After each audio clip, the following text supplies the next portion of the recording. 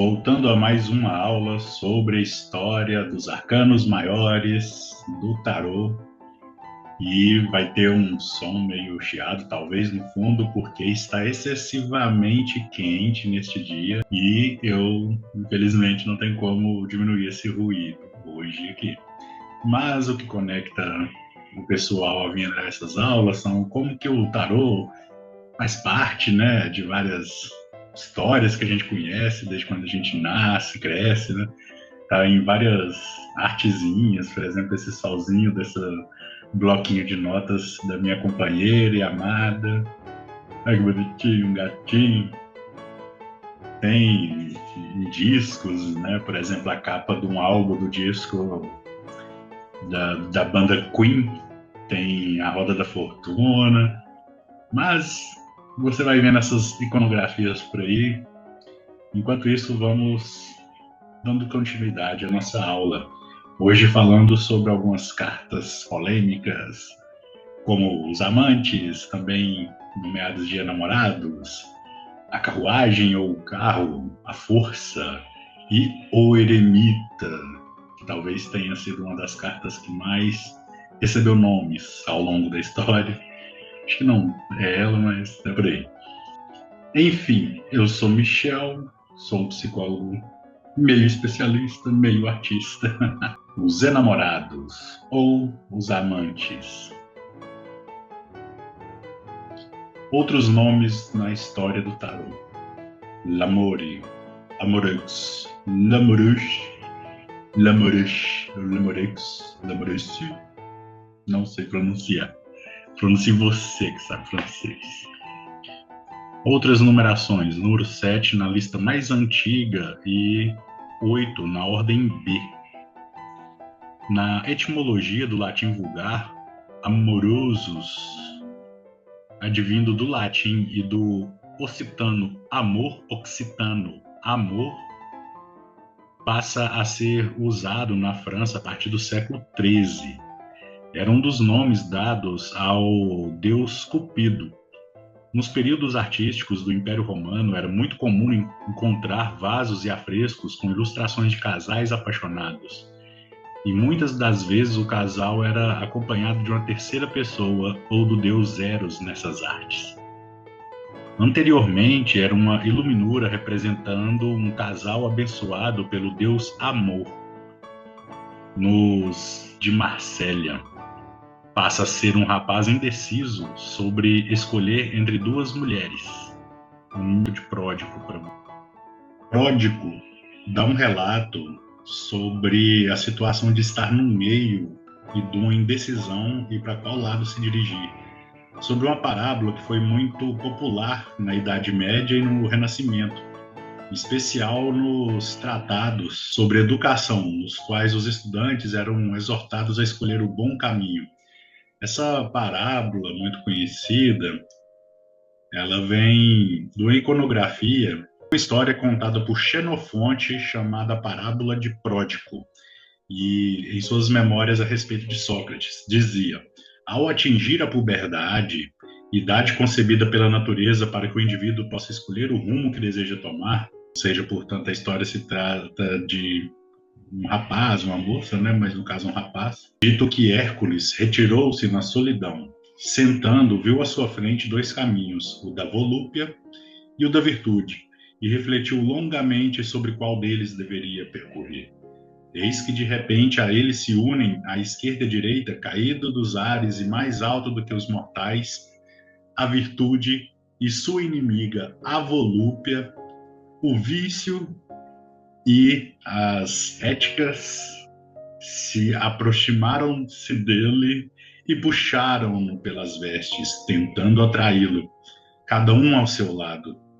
E é daí que Pródigo disse a antiga citação: estando no meio, não sei a que lado me dirigir. A volúpia, a tentação, a virtude, as boas ações.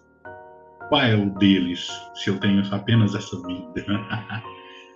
Enfim, que daí temos essas artes, né, muito repercutidas no período romano, grego também, desse Deus Cupido, o amor, sempre em relações ali fazendo movimentações também, né? Ao ponto de mudar histórias, até chegar nas histórias que a gente conhece mais profundamente a partir da visão psicológica do mito fundador, né, do desenvolvimento da psique humana, que seria Eros e Psique. Eros também é outro nome de Cupido, do amor. Então, na simbologia, Ghibellin vai dizer que o número 6 se trata de o matrimônio. Jovens trocam promessas solenes. O amado e a amada que trocam promessas, o amor entre ambos que serve como testemunha no quadro da fé conjugal. Os jovens são designados pela verdade, honra e amor. A verdade designa mais a mulher do que ao homem, pois a fidelidade constante é a essência desta. Aliete, o Eteila, vai dizer, no número 13, o matrimônio, e este hieróglifo é daqueles que os egípcios mais se estenderam. Disseram que o matrimônio é a vontade absoluta do Criador, e quem comprometer o acordo ou alterar o curso de sua evolução não viverá nem neste mundo, nem além do mundo. Creio que ele está falando sobre um dos mistérios da conjunção, que também é dito sobre os mistérios do casamento, do sagrado casamento e outras coisas assim, que está em Cantares, né, nos livros dos cânticos da Bíblia, mas apesar de ser um aspecto simbólico, muita gente acha outras coisas, não que não tenha outras coisas ali, mas Papi vai dizer que é o número 6, o enamorado, que é o sentido espiritual, a criação, no moral, o alquímico é o Deus universal. Seria essa conjunção dos opostos? No sentido físico, é a liberdade, e no divinatório, o amor. Oswald Wirth vai dizer, número 6, o enamorado é o sentimento, o livre-arbítrio, provocação dupla e influência de Vênus, ou mais exatamente de Ishtar, a estrela guerreira vespertina, que se torna amorosa tal qual o astro poente. Interessante que ele coloca já um desses mitos sumérios, né, acadianos ali, sobre Ishtar, porque Ishtar tem a ver com o casamento, a sexualidade, a fusão sexual para gerar vida, fertilidade. Isso a gente verá mais para frente, mas aqui ele coloca nos enamorados.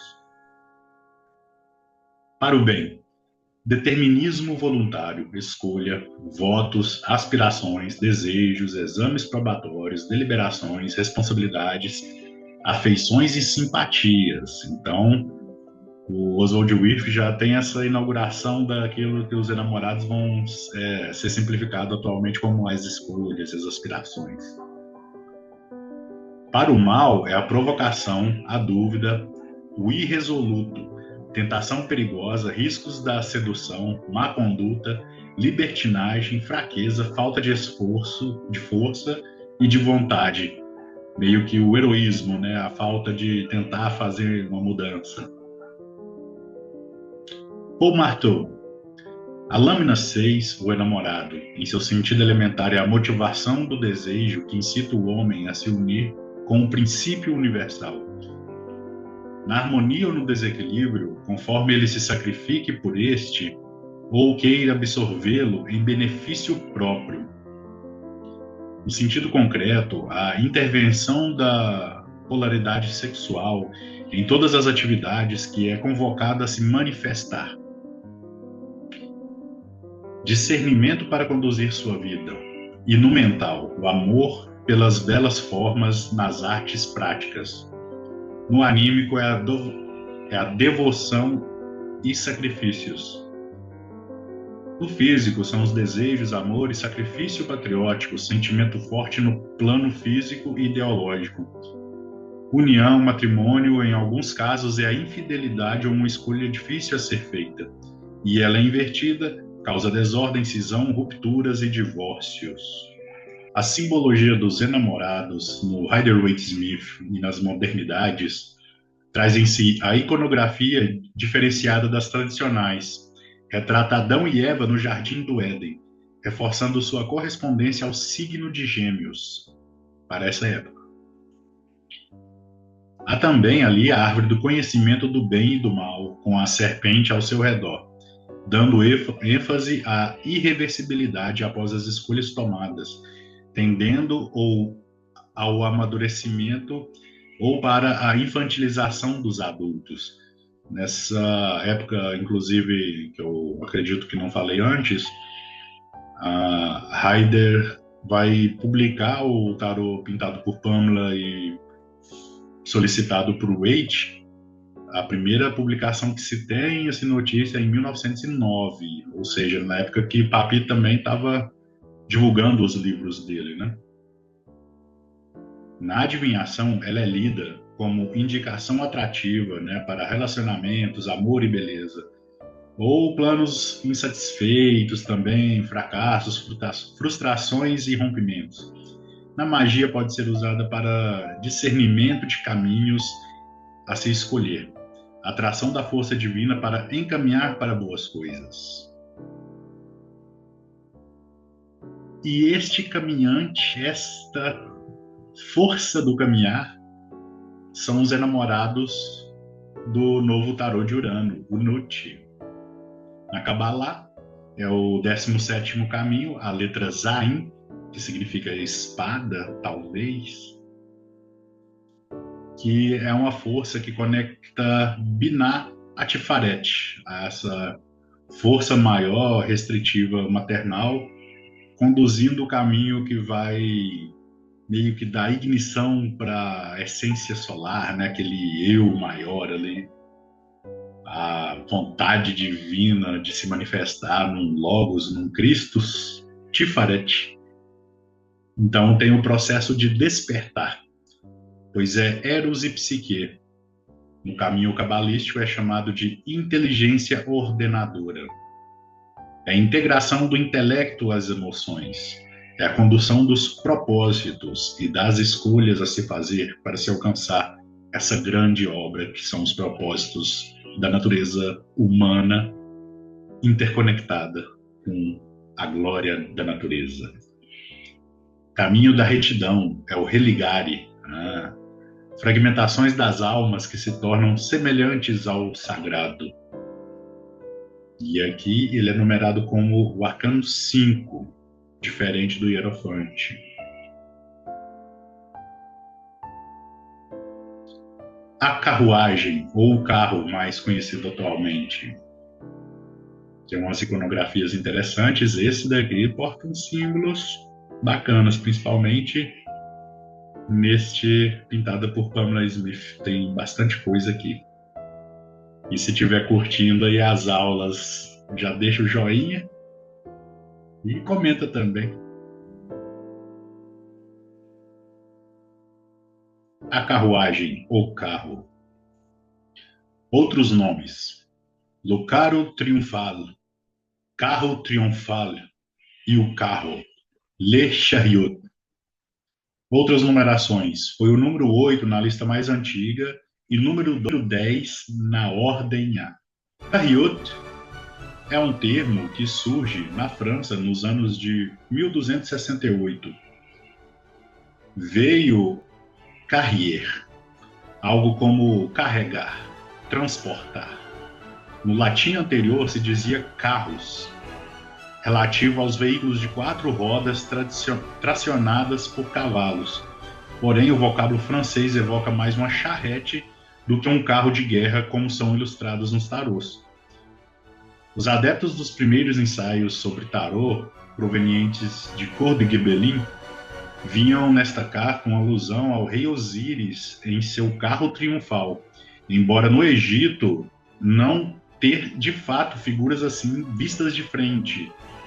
O carro está voltado para frente e a maior parte da iconografia egípcia, né, dos povos de Kemet, é voltado para direções laterais. A não ser por estátuas, mas nenhuma montada numa carruagem. Mais próximo disso é constado de quando o tarô surge na mesma época de que Marte era representado triunfalmente assim. Na simbologia, Gebelin diz que é o número 7, Osíris triunfante. Osíris avança na forma de um rei triunfante, com um cetro na mão e a coroa sobre sua cabeça. Seu carro de guerra é puxado por 2 cavalos brancos. O Sol é o símbolo físico da divindade suprema invisível.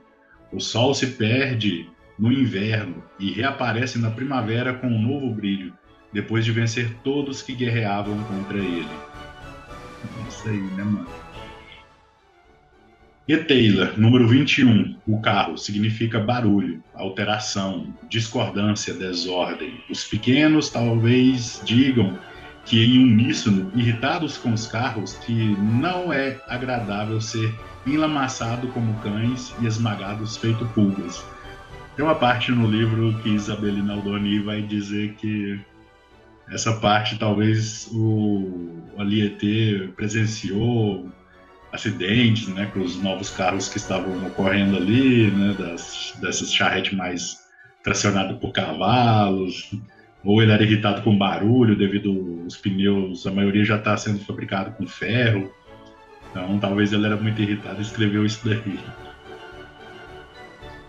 Papi, 7, o carro, tem o sentido espiritual de espírito e forma, moral e alquímico, a vitória e o triunfo, físico e adivinhatório, as propriedades, divino, triunfo, proteção e providencial. Oswald Wirth, o 7, o carro, é o triunfo, o domínio, superioridade, influência de Marte e do Sol. Para o bem é o sucesso legítimo, avanço merecido, talento, capacidades e aptidões postas em prática. Força para governar, diplomacia aplicada, direção competente, conciliação dos antagônicos. É o progresso, a mobilidade e viagens por terra. Para o mal é a ambição injustificada, a falta de talento, situação usurpada, governo ilegítimo, ditadura, concessões nocivas, oportunismo perigoso, problemas de direção, preocupações, exaustão, atividade febril e sem descanso. Oxi. Paul Marteau, 7. O carro, sentido elementar, a perigosa travessia do homem na matéria para alcançar a espiritualidade, mediante o exercício de seus poderes e do controle de suas paixões. No sentido concreto, as correntes materiais que carregam o homem e o obrigam a estar sempre em movimento. No mental, é a realização sem inspiração, reformatado. Anímico, afeição manifesta, protetora, benéfica e prestativa. No físico, grande atividade, rapidez nas ações, boa saúde, força, hiperatividade. Nas finanças, tende a movimentação de fundos para gastos ou ganhos. Significa novidades, conquistas, divulgação boca a boca, boa nova ou calúnias. E invertida é uma carta ruim. Indica desordem em todas as coisas devido às atividades ruins cujos efeitos são dificilmente remediados. Possível acidente ou uma notícia. No Rider-Waite-Smith, nas modernidades, um conquistador coroado com uma coroa de pentagramas dourado avança num carro cúbico, encimado por um dossel azul estrelado, sustentado por 4 colunas. Este símbolo das 4 colunas reproduz as cartas O Mago e o Mundo, os 4 animais santos do mundo e as 4 ferramentas mágicas do mago. Em sua couraça há 3 ângulos retos e carrega nos ombros o Urim Tumim. Em hebraico, Urim ou Urim são as luzes e Tumim as perfeições. Elementos do Roshem, um peitoral usado por sumos sacerdotes. Você pode encontrar referência no livro de Êxodo 28, versículo 30. Sua consulta era para determinar limites territoriais ou para expandir o templo. No arco, este Urim Tumim é representado por 2 luas crescentes e na mão segurando um cetro. Tem um link aí que eu vou deixar na descrição deste vídeo sobre as relações históricas dessas ferramentas místicas, né, das práticas religiosas dos povos judeus. Aqui vale compreender até uma coisa que sempre fica numa dúvida para grupos esotéricos modernos, o porquê que é colocado a insígnia hebraica que a gente vai ver logo após, logo a seguir, para significando as cercas, né, o fechamento. Então, a partir de quando tem essa couraça de 3 ângulos no arcano do carro, junto com a lua, o cetro e tal, formando esses 3 ângulos, passa a ter um deslocamento desse Urim Tumim, que provavelmente eram os caras lá que punham uma vestimenta para saber quem podia medir a terra e sair assim com bastão. Mas esse cercado servia também para coisas importantes até então, né? Mas enfim, e deste cercado, fazendo esse cercado que vai ter os movimentos de cada local, tem a sua aspecto ancestral, tem a sua cultura ali, né? Claro que muita coisa acabou se mesclando, outras coisas foram corrompidas por dilemas de guerra e dilemas políticos, mas de qualquer forma, esse aspecto ancestral formado e fechado faz a questão do porquê que na carta de Rider-Waite-Smith não se coloca um conceito que Eliphas Levi já havia levantado dessa carta, representar o signo de Câncer, sobre ancestralidade, familiaridade, a cerquinha que a gente faz, né? E com esses conceitos do Ritum. Então, o Waite mesmo não se encontra uma documentação, se tiver, deve ter se perdido, né? Não sim, porque ele e Pamela Smith fizeram suas correspondências, trabalharam juntos, foi no período antes da Primeira Guerra. Então, pensa a Primeira, Segunda Guerra, quanta coisa já não pode ter se perdido dessas histórias. Mas o que eu quero dizer é que eles não fizeram a relação assim direta sobre o signo de Câncer, que depois que volta a vir sobre esse ponto e sobre o ponto relativo onde estaria a constelação, na verdade o Éon, né, no entendimento das infinitas potências arquetípicas do que seria o anterior, os mistérios do caranguejo na Kabbalah. Mas isso tudo são hipóteses, só estou hipotetizando, não se preocupe. E além disso, 2 esfinges estão atreladas à carruagem. As esfinges são entidades femininas contrabalançando com um condutor que é masculino. Isso pode representar a subjugação da natureza pela força de vontade, quanto o sentido feminino que governa o mundo interior e o mundo exterior reside na ação masculina expansiva.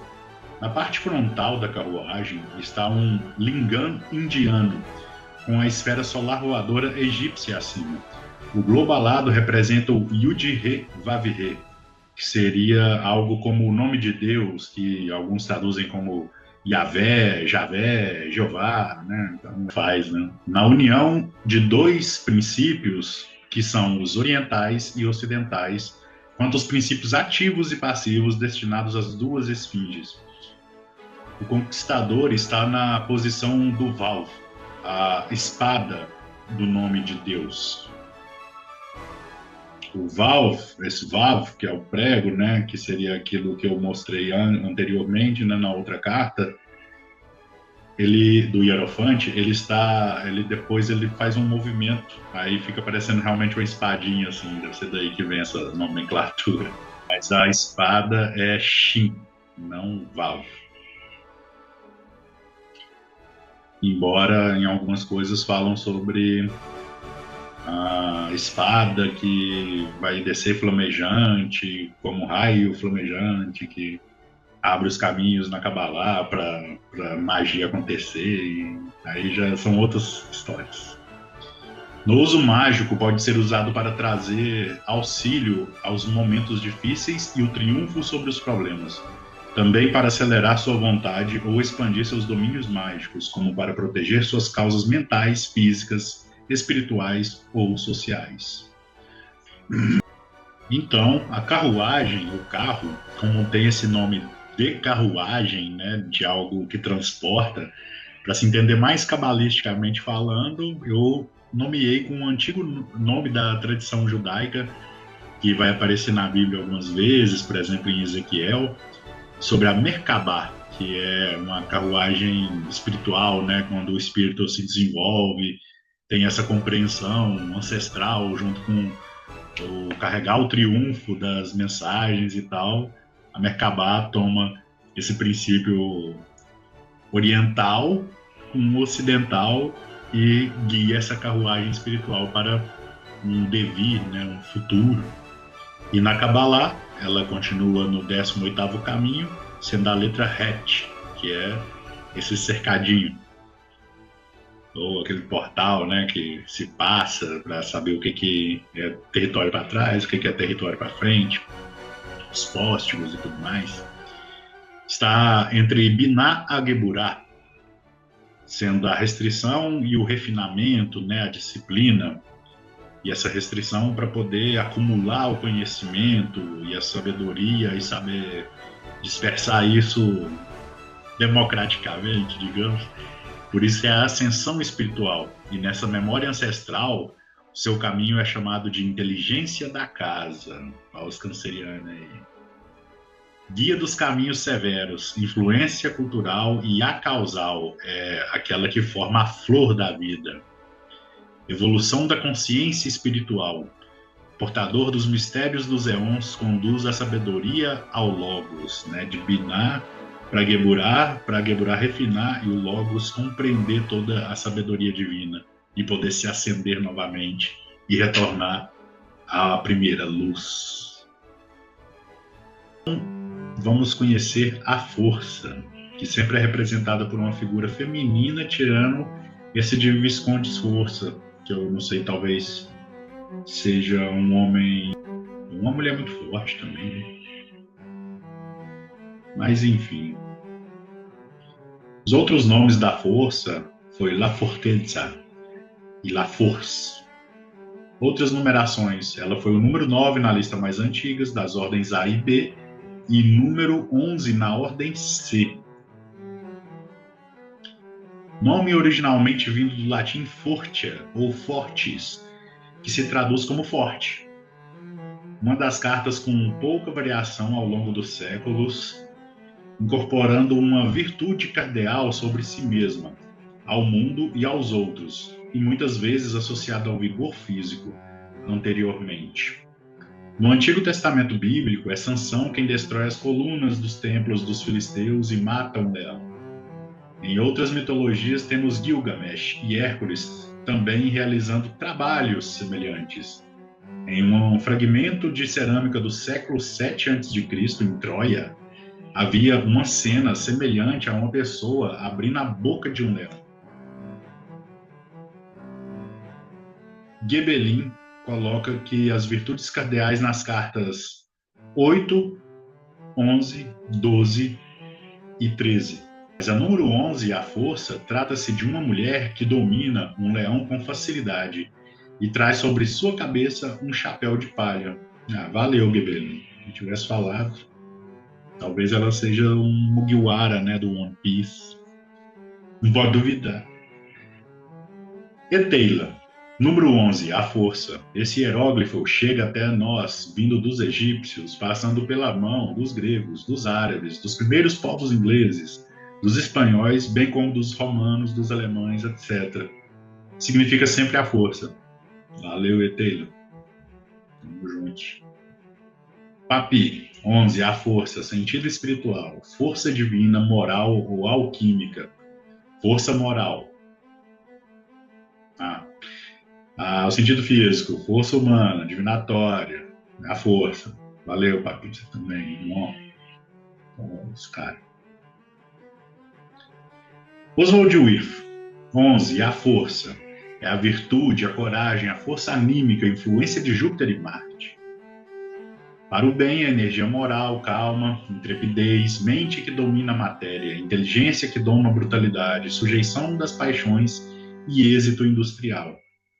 Para o mal, a cólera, a impaciência, o ardor desmedido, insensibilidade, crueza, luta, guerra, conquista, violenta. Operação cirúrgica, veemência, discórdia ou incêndio. Para Paul Marteau, 11, a força, sentido elementar. Entre os poderes humanos, a força representa o futuro de seus próprios esforços, podendo-a exercer em todos os planos, quando colocada em harmonia com as leis divinas. No concreto, é o poder pessoal sobre a matéria. No mental, grande poder conferido para separar o falso do verdadeiro, o inútil do útil, sendo clara em seu julgamento anímico das paixões. A dominação das paixões, poder de conquista, proteção afetuosa também. No físico, é a vontade de vencer as advertências, situação onde está do lado correto. Poder de comando nas questões materiais. E invertida, você já não é mestre de sua força, se torna brutal, desordenado e se deixa levar. Sua força será aniquilada e se tornará uma vítima. No Rider-Waite-Smith e nas modernidades, eles associavam ela a Rod, na Kabbalah, o esplendor, e ao signo de Leão na astrologia. Em sua cabeça paira o mesmo símbolo da vida presente na carta do mago, a Lemniscata, né? Ela fecha a mandíbula do leão e conduz uma guirlanda de flores. As forças da natureza são nossas aliadas quando se domina as paixões animalescas. Simboliza o vínculo amistoso e fraterno. Pode ser usada para dar energia, poder, ação e coragem, sucesso e honrarias. No Nut, a força passa a se chamar de integração, devido a essas forças integradoras da consciência com o inconsciente, né, dos mitos que também falam sobre a integração até mesmo do mal, da ignorância maior, toda a fonte da nossa ignorância, ela também terá uma salvação, um caminho para a luz em algum momento. Então, na Kabbalah, ela está no 19º caminho, é a letra Tet.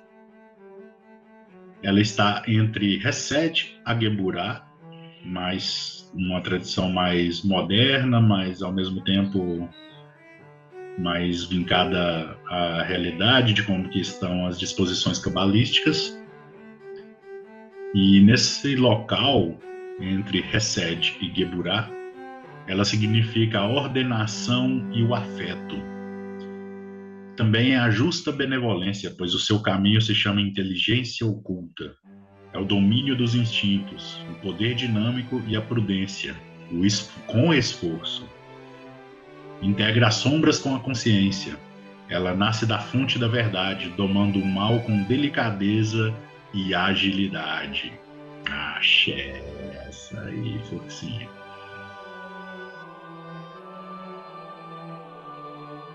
O eremita. Imagens legais, isso aí. O eremita sempre foi muito bem representado, né? O povo gosta de um velho sábio doido. Outros nomes: Rio Gobo, Tempo, Il Vecchio, Vielart, L'Ermite, Le Sage, Le Chercheur ou Le Quercourt, Le Quercourt de Vérité, Le Capucin. Outras numerações: número 11 na lista mais antiga e na ordem B. A nomenclatura vinda do grego eremites, significando algo como do deserto ou que vive na solidão, é derivado de deserto, eremos, como está escrito em grego. No latim cristão, torna-se o vocábulo eremita. Nas primeiras versões do tarô, essa carta era referida como um sábio que se retira em solidão voluntária, antes de ser comum o nome ordinário de eremita. Antes ainda era nomeado de Ocorcunda, depois de velho ou ainda de tempo, e era associado a Saturno e os efeitos devastadores do tempo, antes das oscilações da saúde referidas ao signo de Virgem, na astrologia tradicional.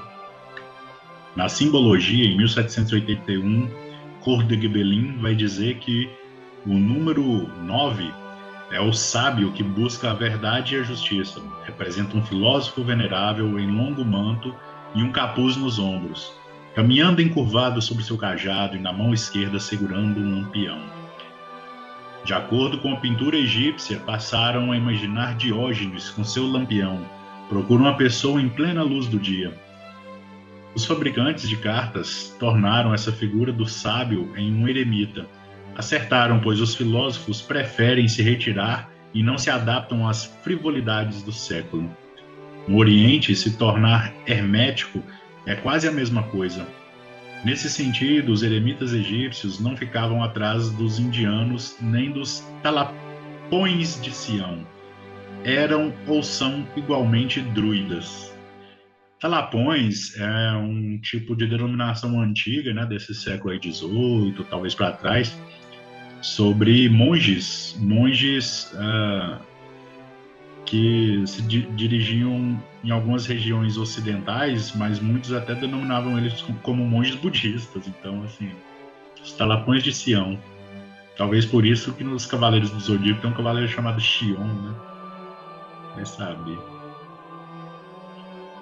1783, o Eteila diz que o número 18, o eremita representa as ordens egípcias, onde se vestiam somente o capuz, quando se chegava ao primeiro grau, o mistério da ciência e da sabedoria humana. Segundo a concepção popular da época, o uso do capuz era para que o crepúsculo do sublime não se exaltasse com tanta liberdade. Porém, atualmente, essa lâmina significa hipócrita e traidor. Eu acho que ele queria dizer, então, do crepúsculo do sublime deve ser essa alegoria com o tempo, né? E o capuz para proteger do sol e tal, né? Em 1909, Papi vai dizer que o número 9, o eremita, tem o sentido espiritual de gênios protetores. No moral e alquímico é a iniciação. No físico e no divinatório é a prudência. Oswald Wirth, em 1927, vai dizer que o 9, o eremita, é a prudência, a reserva, a restrição, influência de Saturno. Para o bem é o isolamento, concentração, silêncio, aprofundamento, meditação, estudo, austeridade, continência, sobriedade, discrição, médico experiente, ocultista que cala seu segredo. Para o mal é timidez, misantropia, mutismo, circunspecção exagerada, falta de sociabilidade, antissocial, temperamental, avareza, pobreza, celibato, castidade e um conspirador tenebroso. Talvez aqui já estavam percebendo que os clérigos ali que falavam muito sobre castidade, celibatários e não sei o quê, sempre tinha umas conspiração meio estranha na cabeça deles, né? Mas é só uma suposição, estou só supondo a história da humanidade. Em 1949, Paul Marteau vai classificar a lâmina 9 como o eremita no sentido elementar. O homem em busca da verdade, na calma e na paciência. No sentido concreto, seu nome foi lhe dado como representação do retiro de si mesmo, para examinar o resultado das atividades sancionadas pela justiça. No mental, é a luz que ajuda a iluminar e resolver os problemas. É o esclarecimento que virá espontaneamente. No anímico, as paixões que nos movem, é a contribuição de uma solução, a coordenação e aproximação de afinidades. Também é a prudência não como um temor, mas sim para construir algo melhor. No sentido físico, é o segredo que será revelado, a luz sobre os projetos ainda ocultos. E quando vem invertida, é a obscuridade, a concepção errônea, dificuldade para avançar. No Rider-Waite-Smith e nas modernidades, é associado a Yesod, na Kabbalah, que são os fundamentos, e ao signo de Virgem na astrologia. Atualmente, é o caminho cabalístico que conecta Tiferet, a beleza, a Hesed, a misericórdia. Pamela Colman Smith retrata o eremita também como um ancião, porém andando no pico de uma montanha ainda com seu cajado, mas em sua lanterna uma estrela de 6 pontas. Algumas interpretações dizem que sua lamparina é a luz da verdade, usada para guiar os desavisados. Está em busca da iluminação, usando do cajado para se guiar pelos caminhos estreitos. E seu manto representa a discrição necessária para tal empreitada. Pois, como se diz, um mago em seu aprendizado deve aprender a se calar. falado, só fala, titica. Tá indo pro YouTube, né? Tem que falar igual um bobo. Seu uso mágico pode ser para trazer a prudência que demanda tempo de elaboração, revelar traições desmedidas e dissimulações, ou para se disfarçar em períodos ruins, para conseguir manter a sanidade. Usar mais dessa, hein? E no Nut, o eremita passa a se chamar sábio interior. Na Kabbalah é o 20º caminho, a letra Yod, ou Yud. De Hesed a Tiferet é o templo do coração. Retiro e meditação, pois está no caminho da inteligência da vontade. É a sabedoria ancestral dos povos originários, conduzindo às bênçãos divinas que guia o desenvolvimento.